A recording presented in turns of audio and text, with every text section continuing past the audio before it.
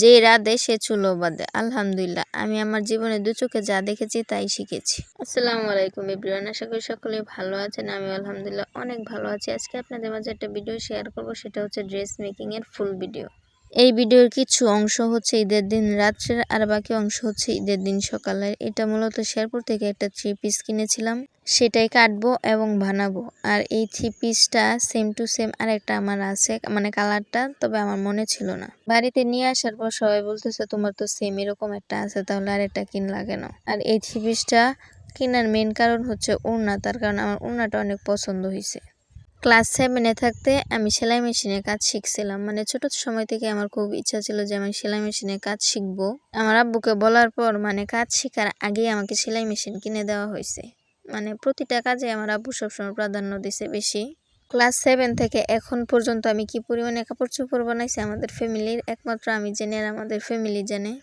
আলহামদুলিল্লাহ, আমি যা দেখছি, যা শেখার চেষ্টা করছি, শেষ পর্যন্ত শিখে শেষ করতে পারছি।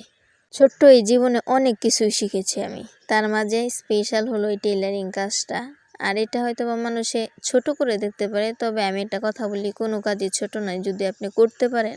প্রতিটা মানুষের জীবনে কিছু কিছু স্পেশাল কাজ থাকে, যা করতে পারলে সেটা তার নিজের কাছে আনন্দ লাগে। ঠিক তেমনই এই কাজটাও আমার কাছে এমনই লাগে।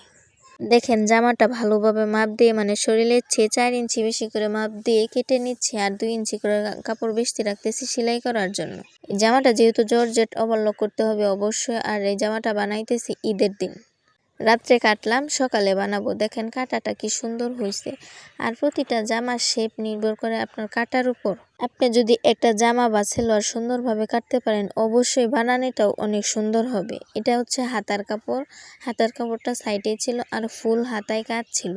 হাতাটা ভালোভাবে কেটে নিচ্ছে। আর আমি অবশ্যই এখন সব জামায় ফুল হাতা পরে, আগে শর্ট হাতাও পরতাম, 3/4 হাতাও পরতাম। মানুষের রুচিবোধ দিন দিন চেঞ্জ হয়, ঠিক তেমনই আমারও হচ্ছে। তার কারণ আগে যা যা শখ ছিল এখন তার তিল পরিমাণও নাই, এখন সব চেঞ্জ হয়ে গেছে।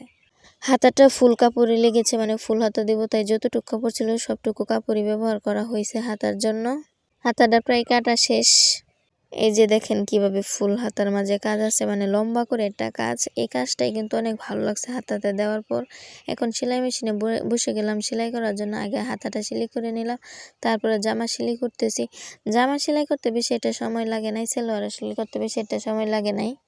তার কারণ আপনি যে কাজে পারদর্শী দেখবেন সেই কাজটা করতেই আপনার ভালো লাগবে। অল্প কিছু সময়ের মাঝে আপনার কাজটা কমপ্লিট হয়ে যাবে। তবে শেষ সময় আমার ছোট বোনও একটু হেল্প করলো। দেখেন সাইডে শিলিগুলা অয় দিতেছে, মানে সময় আপু দিতেছে। আমি গোসল করব, তার কারণ এই জামা পরে বেড়াতে যাব, সেজন্য ভাবলাম তুই এই শিলটা দিতে থাক, আমি গোসল করে আসি। অনেক সুন্দর হয়েছিল জামাটা বানানো। দেখেন আমার এট লাস্টে জামা বানানোর ভিডিওটা।